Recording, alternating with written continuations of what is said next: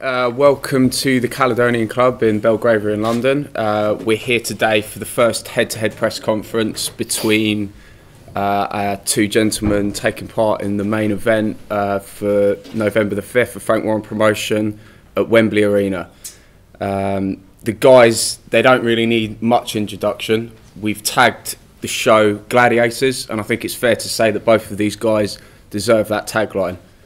On my right, we've got Ricky Burns, the former undefeated WBO super featherweight champion of the world.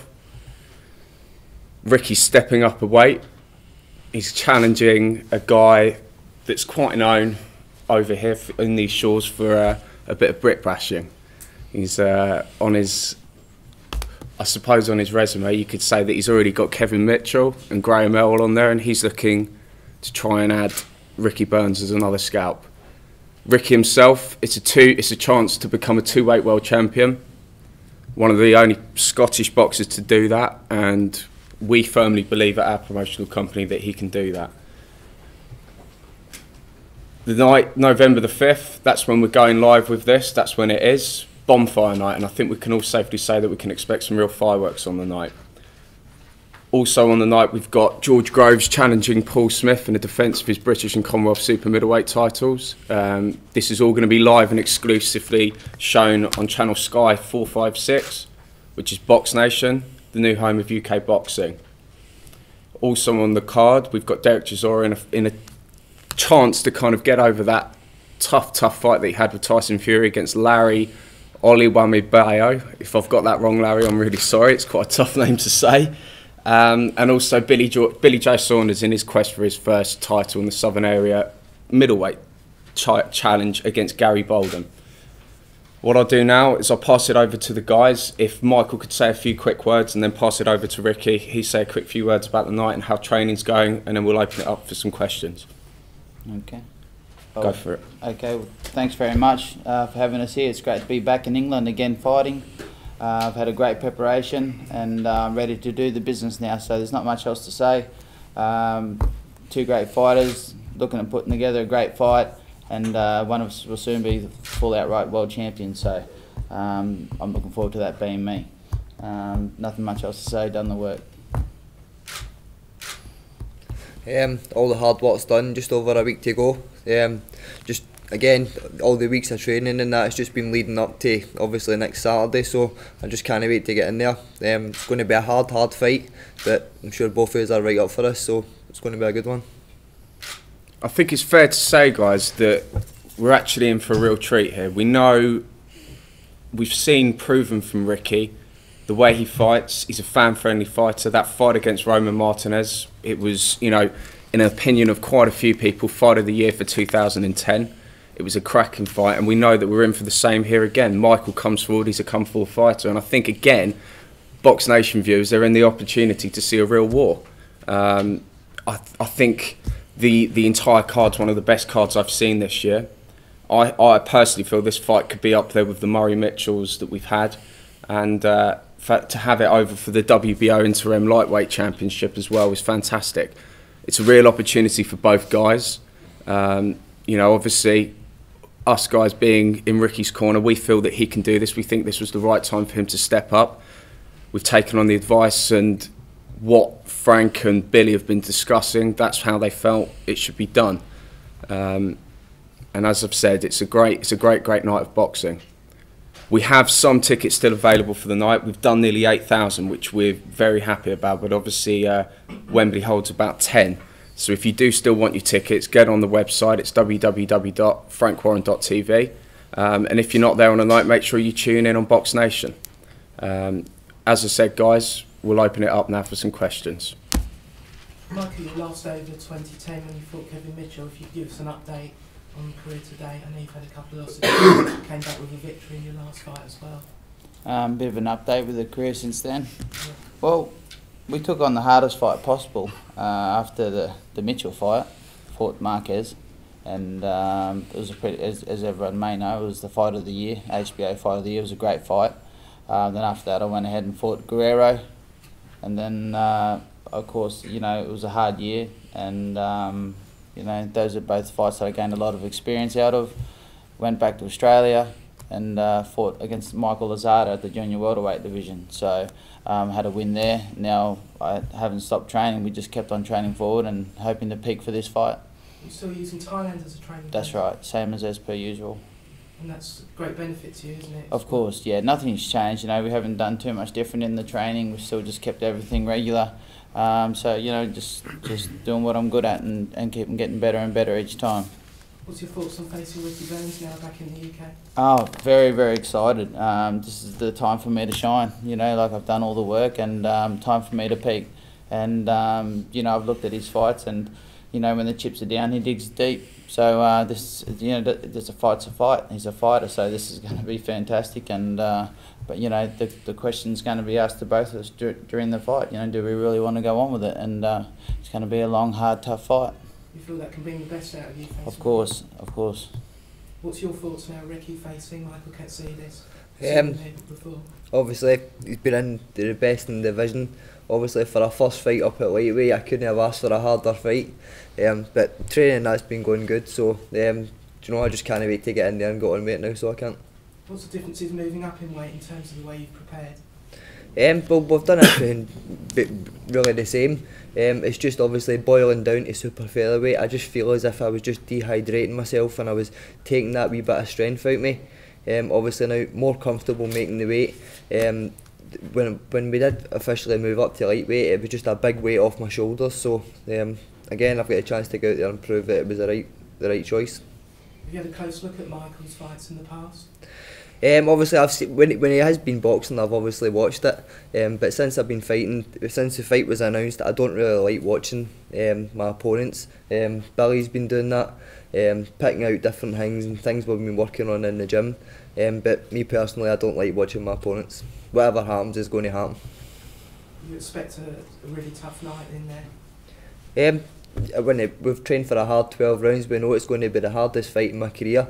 But I'm right up for this fight. I think Ricky taking this fight says a lot about him as a boxer and as a person. You know, Michael, as I said, he's known over here for his toughness, his durability, the fact that he can, you know, he can blast opponents out. Ricky stepping up the weight because of weight issues, he was automatically put in the #1 spot. You know, we could have gone and tried to ease him in with a different type of fight for the title, but he wanted this fight. It was the fight that these guys were after, and I think, as I said, you know, that shows what this guy's about, and you can't really ask for much more than that with it. How many fights did you struggle to make the weight for? You know, some of the fights, some of the defences, even when I was Commonwealth champion, maybe one fight I would make it okay, and then the next I would struggle. But it was just seemed to be after. Then we got word we were fighting for the world title. Obviously you can't knock that back, but it just seemed to be every fight after that it was just getting harder and harder for me. And when we were in the gym, we kept saying, right, this is definitely the last time. And you know, the talk about lightweight was always on the cards, and if you get a chance to fight Michael Katsidis for the WBO interim lightweight, you've got to jump at it. You could eat normally now where you wouldn't before? I mean, how different is it? Well, I'm still, although I was on a strict diet for maybe 6 to 8 weeks before when I was fighting at super featherweight, and when I say strict, I mean it was like really, really strict. But now, whereas although I still diet, but I can eat more of stuff, obviously what I need to, especially as the amount of hours we're putting in the gym and the intensity of the training. I just feel so much better for it. Ricky, how much more power do you feel you've got now that you can fight at lightweight? Well, do you know, I know everybody, when they look at my record, they say, oh, he's not a big puncher. I do hit harder than my record suggests. My sparring partners and that, even when they come up, they think, some of them have even said they thought they've been coming up to spar with a sharp boxer. And then when they find out you can actually punch, it's a whole different story. I do believe that I'm going to be a lot stronger at lightweight. I'm not boiling down to make the weight, I'm not dehydrating myself at all. So I think this is going to be a cracking fight. I just want to get in there and go on with it. Is there any concern, any danger of the fact that you're stepping up a weight and you're fighting against a guy who hits as hard as Mick does? I've always said I want to fight the best in the division. Obviously, Michael's been in with the best in the division. He's proved himself. He's already been over here twice, as we've just said. Last time out, he beat Kevin Mitchell. I boxed on that show as well, so I actually got to see the fight for ringside. So just really looking forward to it now. Have you seen any of these fights, Michael? Yeah, I have. You know, I've viewed a few of them, but like pretty much the same as him. Trying to get but pretty much, I don't look at too much footage. I let my trainer do all that, and that's you know, you can overthink things. I think before a fight, you know, we're very similar. Like we adopt a lot of the same values in the lead up to a fight. What happens is what happens when you get in there. So, yeah, that's the factor here. Can I ask Billy a bit about the training as well? Ricky, if you can give us an update. Because he's moved up in weight, Ricky's been out of, I mean, he's an immensely hard trainer anyway, but we've worked on, his power certainly improved. His power, I mean, he's always had a good punch, and to be fair to him, he's stopped in his 17 fights from me. I think you've stopped about 9 or 10 of them. Yeah, something like that. No, not that much. There's not as many as that. But what people tend to forget here is, as good as Michael's an exceptionally great fighter. I love watching him. I'd pay to go and watch him. But Ricky Burns is better than Kevin Mitchell, and he's better than Graham Earl, and in my opinion, far better. And this is going to be some fight next week. Can I ask you as well? I'm not Michael's trainer. No, but Brendan's sort of at business ties, so I'm just standing in for him. So really, any questions, can you sort of pass it on to Michael? Ricky, did you take a lot of persuading to give up your title? Because obviously you took a long time to win it and then just to hand it back. Well, as I said, it was just, see the last couple of defences, it was just getting so hard for me to get down. Obviously, I didn't want to gear up. Obviously, if I wasn't fighting for a title at lightweight, then no doubt I probably would have been struggling away. But you know, see through, I think it was in the long term, it's better for me now that I've moved up, because we had been speaking about it for years. So and we kept putting it off and putting it off. But I'm just so much happier with boxing. Can concentrate on the boxing side of it rather than killing myself to make a weight. So just so much happier now. It's just called nature. You know what I mean? He's been maintaining this weight for 4 or 5 years. No. You know what I mean? That's hard in itself. When you were that age, you got heavier, didn't you? It's just a natural thing for every human. Obviously it is, but you know, there's another thing of giving up a world title. I mean, but to what do you want to see happen? Well, I'm just asking. An accident. To get a quote out of Ricky. That's how accidents happen in the ring. He'll get in the ring 100% healthy and fit. That's why we've moved up. Have you noticed a big difference, Ricky, fighting in London as opposed to Scotland in terms of the support? Well, I've always said a boxing ring's a boxing ring. Before I fought Roman Martinez, the fight was originally meant to be in Puerto Rico. I was more than happy to travel over there. As I've said, once the 2 years get in there, that's where it matters most. So that's just always the way I look at it. On that topic, Michael, you've always said in the past that you're happy to go wherever the fights are. You've been successful twice in London, knocked out 2 of London's favourite fighters. Yeah. Do you think you might have some of the fans in your corner this weekend, next weekend? Very much so, I think so, yes. You know, like I've always been happy to go around the world to fight. You know, like when I was 21 fights, I was 21-0 with 19 knockouts. No one was ever going to come to my backyard and fight me there. So I had to learn to fight in other people's backyard. But you know, fortunately now this has become a bit of a home to me as well here in England. And you know, but like Ricky says, you know, it doesn't matter where I fight. You know, you're all in the same ring, and but, you know, what happens is what happens. You always enjoy being back in the UK. The fans are very appreciative, Michael. Yeah, I mean, last time I fought in West Ham, and you know, I think when people talk about the football clubs, they say they're the most fiery of them all, and I was really going to expect, you know, a bit of a really hard time over there. But what they really did appreciate was gladiators. They appreciated fighters, and when they seen that I got out there and then I give it my best, I wasn't cocky or anything like that. You know, they respected me, and that's what I love about England. They respect fighters. You've taken a lot from that experience, initial fight, haven't you? Yeah, I mean, of course. I mean, every fight there's a lot to learn from, and I learn a lot there too. Expecting a big support down for this one, Ricky? Scotland? Well, I think as far as I'm aware, there'll be a good crowd travelling down. But obviously, the big arenas such as Wembley. Again, I just can't wait to get in there and get on with it now. So I can't. Once we step in the ring, that's all that matters to me. So just why I get in going with it. I think it's a fans fight as well. I mean, that's what, you know. Obviously, we've got George Groves on there as well from London. He you know, local lad. He's going to have a lot of supporters down. Paul Smith, people love to watch him. He's a great guy, one of the nicest guys in the sport. But if you want to come and watch two guys give it their all and really go for it, absolutely hammer and tong, it's these two guys. And you know, for me, whether you're from Australia, you're from Scotland, or you're from London, you're going to want to watch a quality boxing fight, and that's what you're getting on, you know, on the 5th of November. What was the hardest time making the weight?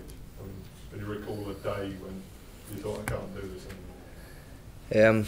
I'd say it was the last fight against Nicky Cook. Usually, the way we used to do it was we used to try and obviously get down as low as you can, and then maybe the night before the weigh-in bring it back up slightly, and then maybe try and run in the morning of the weigh-in, even if it was just for half an hour. The last fight, the other day of the weigh-in, you want to see the state of me try to skip it, try to run a pound off. I mean, honestly, I was just like a zombie, so I was. I didn't have any life in me at all. We were down to Liverpool and we were in one of Billy's pals' gyms, and people were coming up and trying to talk to me, and you know, see that way, I was just that weight drained. I just didn't want to talk to him at all. But when reporters and that have been coming up to the gym over the last couple of weeks, they've noticed a difference in me as well.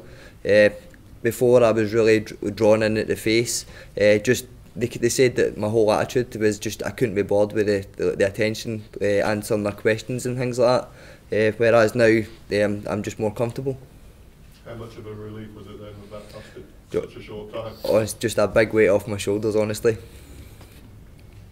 Fight's now just over a week away. What are the plans now, building up to this, Ricky?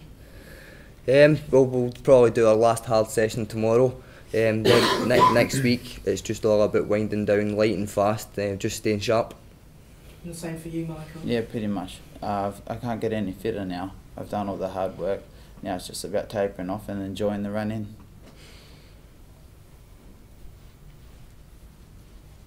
It's an interim fight, isn't it, George? So there's a lot at stake for both fighters. Definitely. You know, it's for the interim because obviously you've got Juan Manuel Marquez as the WBO champion. He's stepped up to fight Manny Pacquiao. The WBO didn't want to strip him of that. You know, he's fighting one of the pound for pound greats. He's as I said, he's stepping up a division. But this is a world title fight. You know, and bottom line is fights sometimes don't even need a title, and this is one of them. You know, this is a fight that everyone wants to see. George, if Ricky were to be successful, would you then petition the WBO to strip Juan Manuel Marquez? I mean, it's an interesting question. I don't know. It'd have to depend on what Juan Manuel Marquez, it's a mouthful, that, isn't it? What he was doing. If he was, you know, I think some people have taken it for granted that Pacquiao's won that fight. You know, he might stay at that division. He might step back down. You know, that might be a fight for the future. Who knows? You know, I've got absolutely no doubt that that Ricky's got no qualms about who we put in front of him. So there's always things that can happen. What's your assessment of the division at the moment, Michael? Well, I don't think that Juan Manuel wants to fight me again. So I think, depending on what happens, he'll either vacate the title or he'll defend. So, he's a smart cookie, he knows what he's doing. And I guess he'll get with his manager and that'll dictate what happens with the title. But I think the winner of this fight will be the outright champion in the end. Your thoughts as well, Ricky, on that? Lightweight's one of the best divisions out there now, I'd say. Again, whoever wins this, there is definitely going to be bigger fights out there. Obviously, even get in the ring with Michael Katsidis and the names these are just mentioned, Juan Manuel Marquez, even stepping in a ring with the likes of these, that's one of the things I dream about. So, but again, it's going to bring out the best in me, and I've always said I'd fight MD. I've got to do the business on the night first. That's what we're here for anyway. Any more questions, guys? No, I think we're all done then. Thanks very much for coming.